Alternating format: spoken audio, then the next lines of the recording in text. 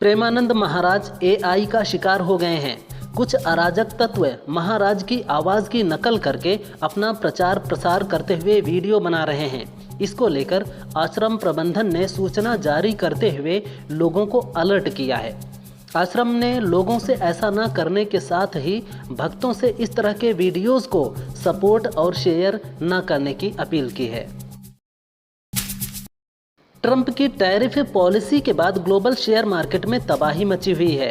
इस बीच Donald Trump का बयान आया है। उन्होंने कहा, कभी कभी किसी चीज़ को ठीक करने के लिए दवा लेनी ही पड़ती है। शेयर मार्केट में गिरावट सिर्फ मेडिसिन की तरह है जो लॉन्ग टर्म में फ़ायदा पहुंचाएगी, लेकिन फिलहाल इन्वेस्टर्स को सिर्फ नुकसान ही दिख रहा है। बिहार के बेगूसराय में राहुल गांधी की पलायन रोको नौकरी दो पदयात्रा शुरू हो गई है। कांग्रेस नेता कन्हैया कुमार ने कांग्रेस नेताओं और कार्यकर्ताओं के साथ उनका स्वागत किया। राहुल गांधी की अपील पर कांग्रेस के नेताओं और कार्यकर्ताओं ने सफ़ेद टी शर्ट पहनी है। कांग्रेस कार्यकर्ताओं की काफ़ी भीड़ दिख रही है। रामनगरी अयोध्या के इनायत नगर इलाके में पुजारी बाबा बेचन दास उम्र 55 वर्ष की धारदार हथियार से निर्मम हत्या कर दी गई। कल सुबह लोग मंदिर में पूजा करने पहुंचे तो खून से लथपथ पुजारी का शव पड़ा मिला। ग्रामीणों के मुताबिक बाबा बेचन दास पिछले 30 सालों से गांव के बाहर बने मंदिर में रहकर पूजा पाठ करते थे। हत्या की सूचना पर सीओ यश त्रिपाठी व इनायत नगर थाना अध्यक्ष देवेंद्र पांडेय फोर्स के साथ मौके पर पहुंचे।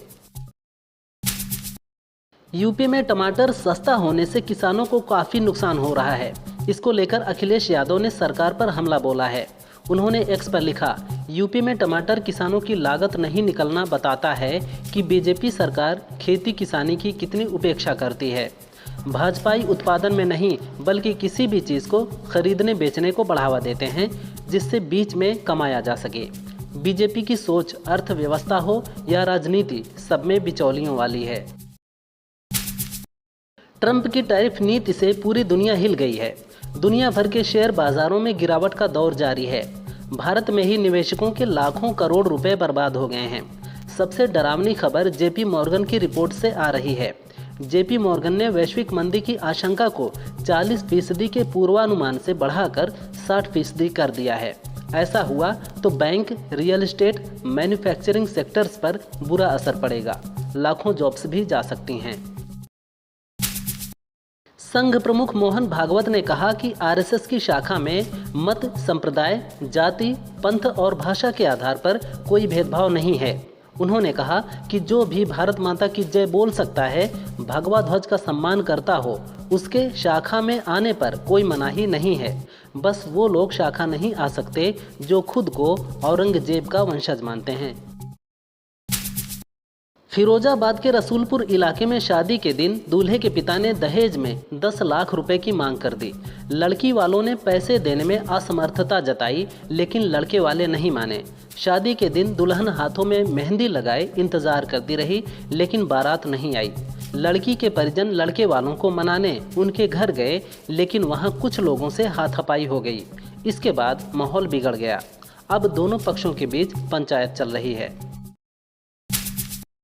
बिहार के बेगूसराय में संविधान सुरक्षा सम्मेलन में राहुल गांधी ने कहा कि हमारा संविधान हजारों साल पुरानी विचारधारा है। नेहरू और गांधी सच्चाई से मोहब्बत करते थे, इसलिए हम सच्चाई से दूर नहीं जा सकते। आज देश में सच्चाई बोलना मुश्किल है। संविधान देश की सच्चाई का रक्षक है। बुद्ध भगवान सच्चाई से मोहब्बत करते थे। बाबा साहेब ने देश के दलितों के लिए लड़ाई लड़ी। वक्फ कानून के मुद्दे पर चंदौली से सपा सांसद वीरेंद्र सिंह ने एआईएमआईएम चीफ असदुद्दीन ओवैसी का समर्थन किया है। सांसद ने कहा, हिटलर जबरदस्ती लोगों का समर्थन प्राप्त करता था। इन लोगों द्वारा भी नीतीश कुमार और चंद्रबाबू नायडू की कमजोर नब्ज दबाकर समर्थन लिया गया।